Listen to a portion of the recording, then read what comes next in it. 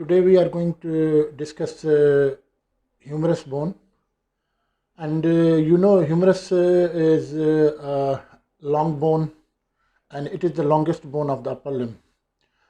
It lies between the shoulder and elbow joint, and being a long bone, we know that all the long bones in the body, they are lying vertical, except clavicle.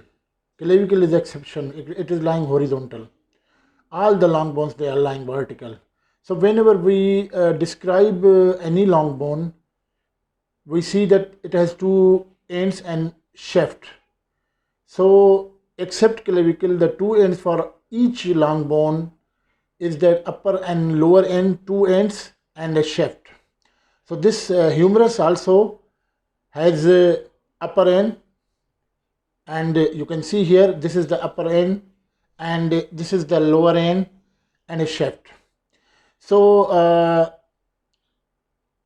for purpose of simplification, we describe each aspect separately: upper end, then lower end, and then the shaft.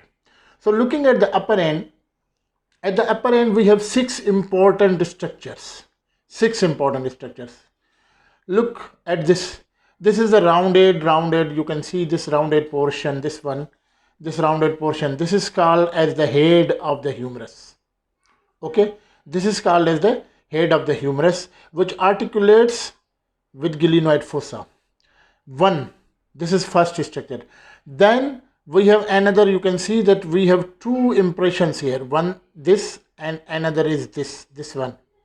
This is somewhat larger and this is smaller. So this smaller one and larger one, these two structures, they are called as the tubercles. In these two, smaller one, this is called as the lesser tubercle, and larger one, it is called as the greater tubercle.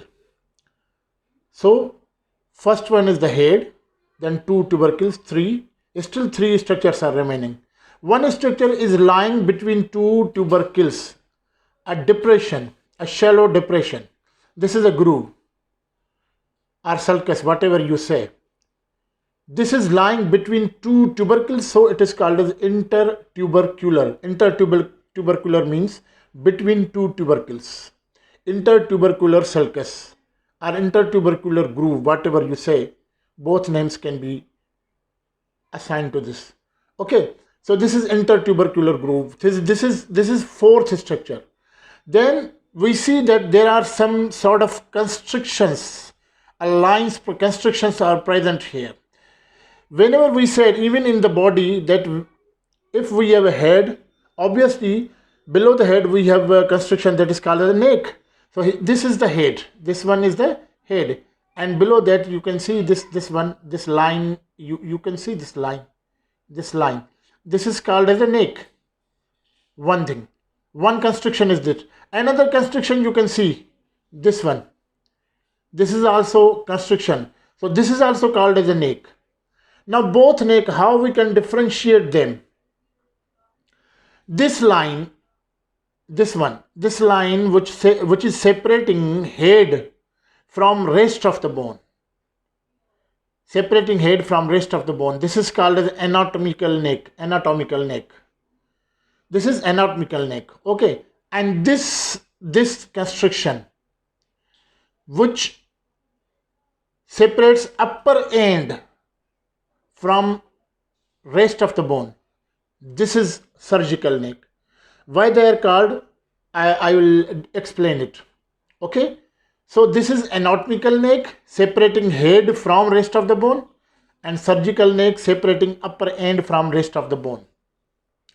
Now describing these structures one by one. Head which forms about 1/3, which forms half of a sphere, at least half of a sphere, more than half. It articulates with the glenoid fossa to form the shoulder joint. It is 3 or 4 times larger to the glenoid fossa. And looking at this head, it is facing medially, posteriorly and upwards. Medially, posteriorly and upwards. You can place like this. You can see this. It is facing medially, posteriorly and upwards. Okay, this is here. So about 1/4 or 1/3 of it is in contact in any position of the shoulder joint.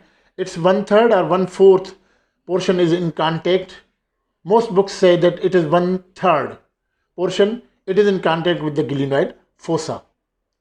It is covered by hyaline cartilage in living objects. It is covered in by the hyaline cartilage, which is thin in the center and thick at the periphery.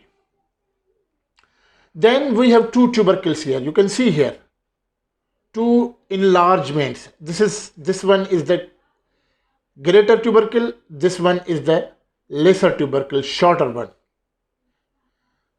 Mind it that lesser tubercle is always facing anteriorly. Lesser tubercle is facing anteriorly. This greater tubercle is facing laterally, little bit posteriorly as well. It is facing laterally, though some part of it is anterior, most of it facing laterally and some part is facing posteriorly. So it is more wider, present in three directions, anteriorly, laterally and posteriorly. Lesser tubercle is shorter, it is only present anteriorly. Okay. At the greater tubercle, you can see that little bit on the superior-posterior, superiorly and posterior aspect. We have three impressions here, 1, 2, 3. These three impressions are for the attachment of the muscles. We already discussed in the short muscles in the scapular region that we have the upper impression, we have the middle impression and we have the lower impression. Superiorly and posteriorly. Upper impression is present superiorly, then middle and lower little bit posteriorly they are present. Three impressions they are present here. Okay. So this is the greater tubercle. Both these lesser and greater tubercles, they are separated by a shallow groove here, sulcus or groove. Because this groove is present in between these two tubercles, this is called as intertubercular sulcus. This is called as intertubercular sulcus. Our tendon of a bicep muscle is passing through this, so it is also called as bicipital groove. You can say intertubercular sulcus or bicipital groove. Okay. Now look at this. That this lesser tubercle, which is present anteriorly, its lateral margin. You can see this is the lateral margin. Lesser tubercle, its lateral margin, you can see here, this is the lateral margin. It goes downwards and forms everted edge, a prominent everted edge. Okay. Then this is the lateral margin of the lesser tubercle, and you can see the anterior margin of the greater tubercle. It is also forming a margin that goes downwards. Again, it forms everted edge. So we have two everted edges.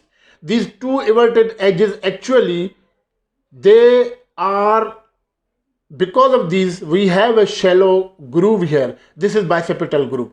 So looking at this, that this bicipital groove has three parts. This medial margin, which is the continuation of the lateral margin of the lesser tubercle. You can see the lateral margin of the lesser tubercle, it continues downwards at the medial margin of the bicipital groove.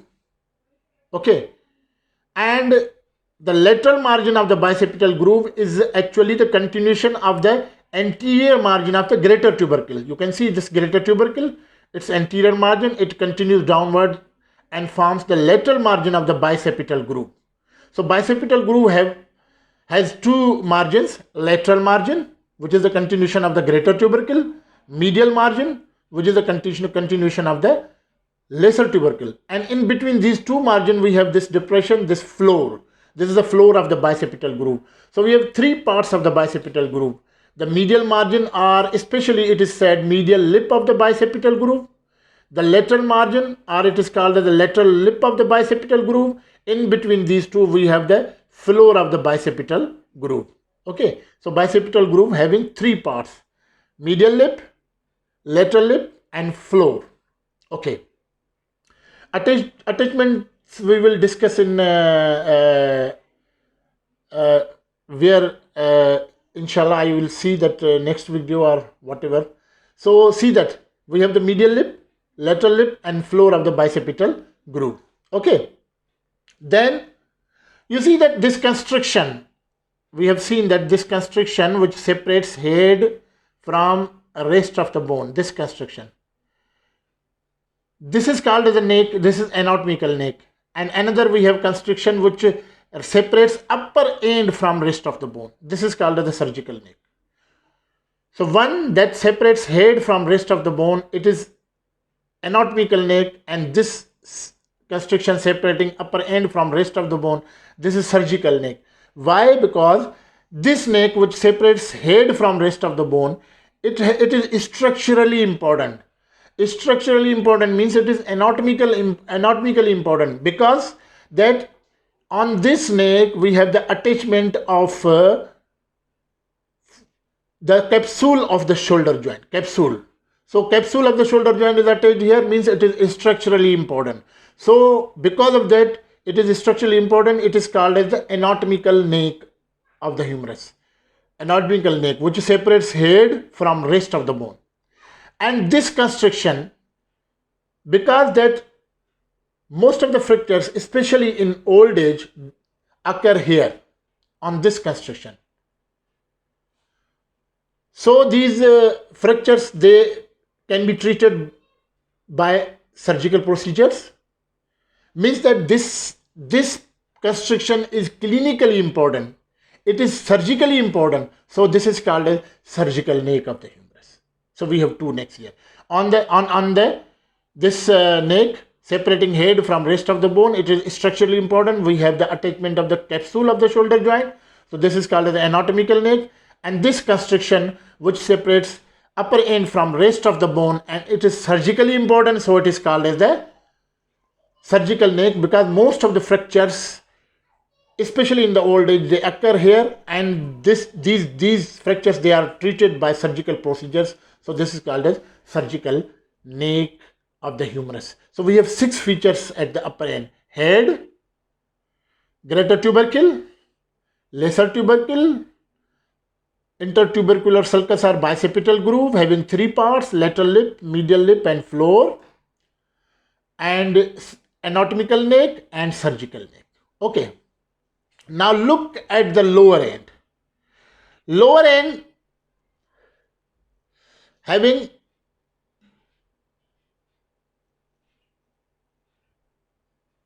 two different parts: articular and non-articular.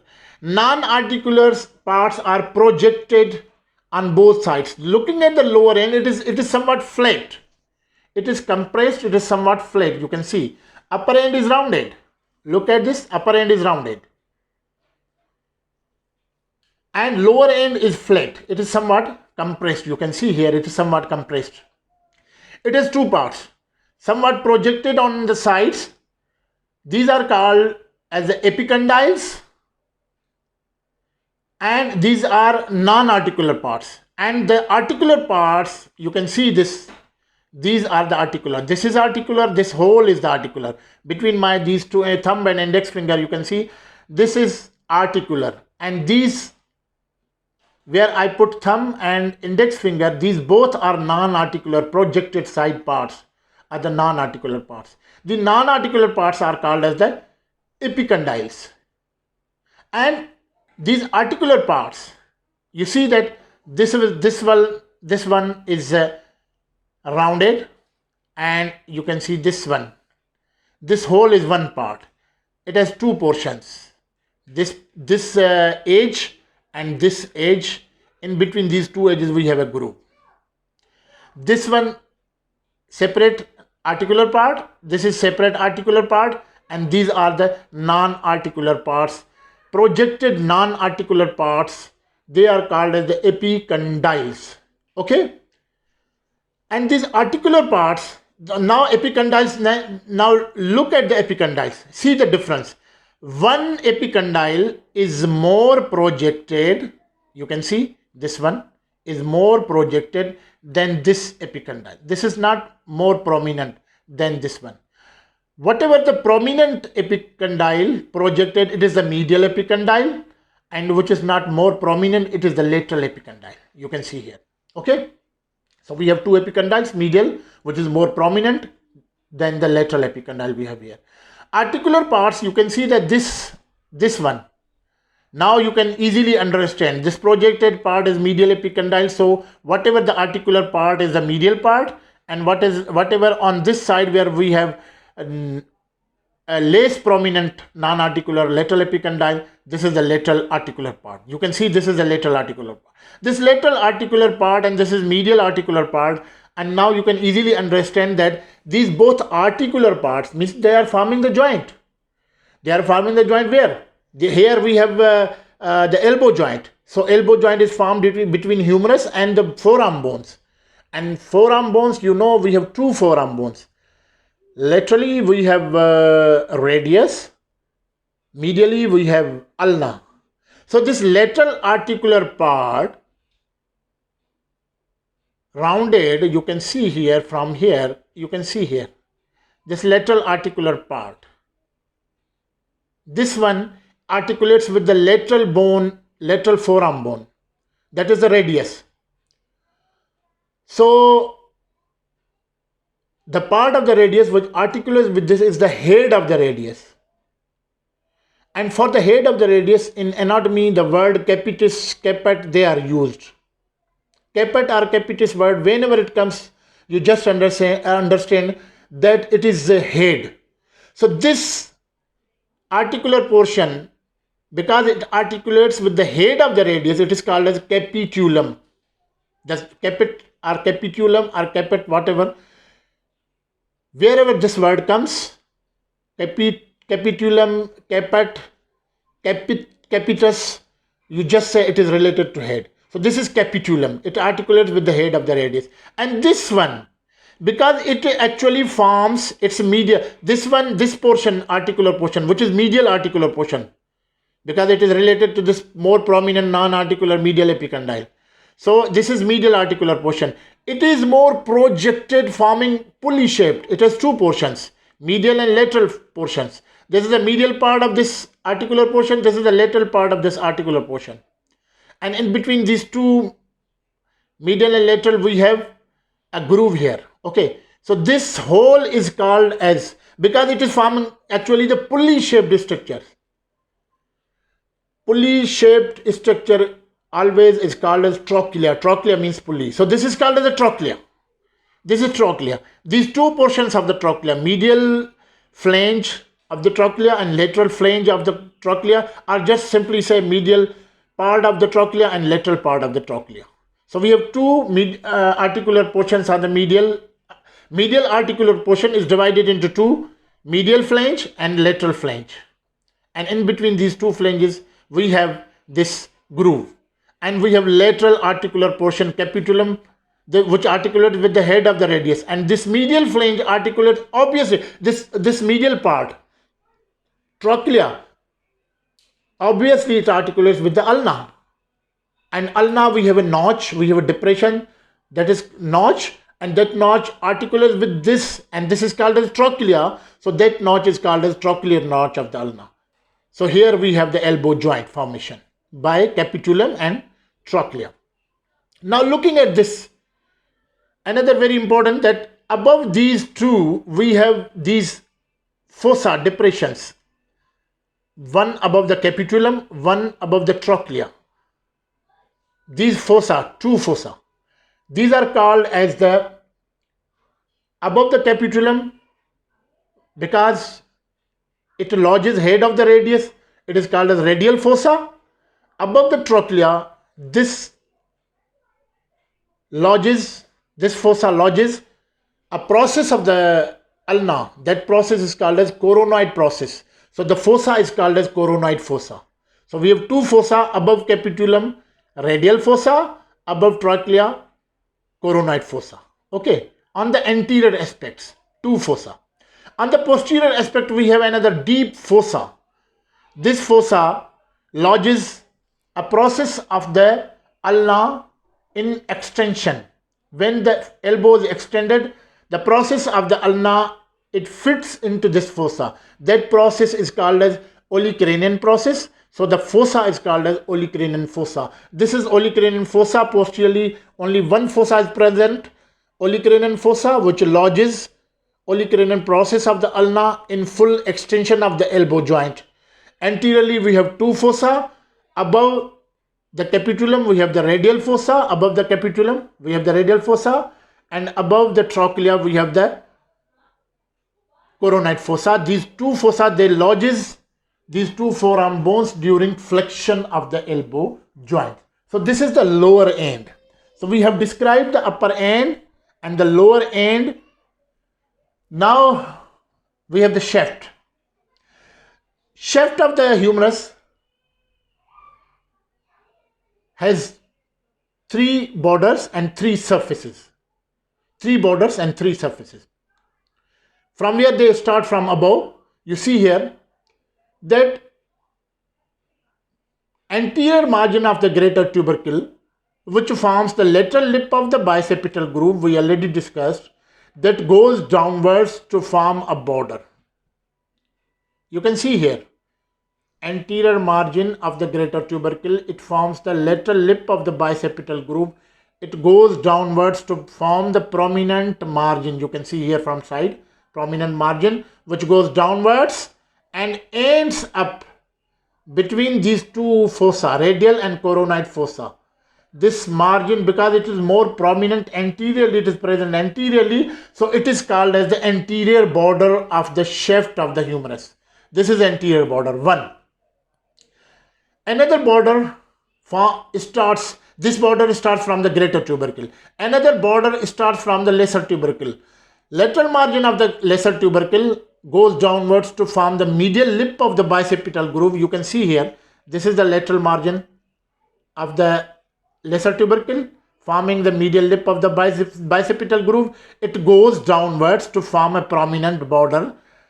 Because it is now going little bit, it is curved medially, it is going downwards on the medial side. So this forms medial border of the shaft of the humerus. This medial border, when it reaches just little bit above the medial epicondyle, because it is going towards the medial epicondyle, it forms a prominent ridge here. It forms a prominent ridge on the medial side, on the medial epicondyle. So just above the medial epicondyle, just above the medial epicondyle. So you can say supracondylar, and on the medial side, so it is called as medial supracondylar ridge. This is called as the medial supracondylar ridge. Medial supracondylar ridge is nothing, but it is actually the continuation of the medial border of the shaft of the humerus downwards towards the medial epicondyle. This is medial supracondylar ridge. Okay, so this is the medial border. Anterior border, medial border. Then from the posterior aspect of the greater tubercle, a border starts that is not more prominent in the upper part, but lower down, it continues on the lateral side. It continues on the lateral side. You can see here, bilateral side, you see, this is more prominent medial epicondyle and this is lateral epicondyle less prominent. It is going laterally. This border, which starts from the posterior aspect of the greater tubercle, going downwards and laterally, on the lateral side, it goes to the lateral epicondyle. Just above the lateral epicondyle, just like on the medial side, this border actually becomes more prominent ridge just above the lateral epicondyle. So just like the medial, we name it because it is on the lateral side, it is following the lateral epicondyle. This forms prominent ridge. This is called the lateral supracondylar ridge. So this is actually the lateral border that starts from posterior aspect of the greater tubercle, and the upper part it is not prominent, but in the lower part it is going downwards and laterally, and you can see it ends at the lateral epicondyle forming the lateral supracondylar ridge. So we have the anterior border which starts from the greater tubercle, then lateral lip of the bicipital groove, then goes downward straightly between the coronate and radial and coronate fossa, you can see here. Okay, anterior border, then medial border, that is starts from the lesser tubercle, then medial lip of the bicipital groove goes downwards towards the medial epicondyle. This is a medial border, and in the lower part, this medial border forms the prominent ridge just above the medial epicondyle. This is called as medial supracondylar ridge. And then we have the lateral border, that is starts from the posterior aspect of the greater tubercle, but in the upper part it is not more prominent. Lower part it is going downwards and laterally, and it is going to end up at the lateral epicondyle. In lower part, this is more prominent and forming the ridge just above the lateral epicondyle. This is called as the lateral supracondylar ridge. So we have three borders. Now because of the three borders, we have three surfaces. Okay, three surfaces what? That you can see that between the anterior and medial border, between the anterior and medial border, this surface is called as the anteromedial surface. This is anteromedial surface. You can see here. Between anterior and medial border, we have this surface. This is called as the anteromedial surface. Above that, when you go up superiorly, this anteromedial surface is continuous with the floor of the bicipital groove. Why? Because it is lying between anterior and medial border. Anterior border is continuation of the greater tubercle or lateral lip of the bicipital groove, and medial border is continuation of the lesser tubercle or medial lip of the bicipital groove. And between lateral lip and medial lip of the bicipital groove, we have the floor of the bicipital groove. And this lateral lip is continuous as the anterior border, medial lip is continuous as the medial border. Between anterior and medial border, we have the medial surface. So medial surface is continuous with the floor of the bicipital groove, or you can say floor of the bicipital groove is continuous with the medial surface, anteromedial surface of the shaft of the humerus. This is anteromedial surface which lies between the anterior and medial border. Between anterior and lateral border, we have this surface. This is called as anterolateral surface. Okay, this is called as the anterolateral surface. And between medial and lateral borders, we have the posterior surface. Okay, so we have three surfaces here. Now look at this. On the anterolateral surface, at the mid of the shaft, this hole is the shaft. At the mid of the shaft, between lateral and anterior borders, we have the V-shaped tuberosity. Here we have the V-shaped tuberosity. V-shaped tuberosity. This is deltoid tuberosity, where we have the insertion of the deltoid muscle, V-shaped tuberosity. Okay. And then we have here interruption.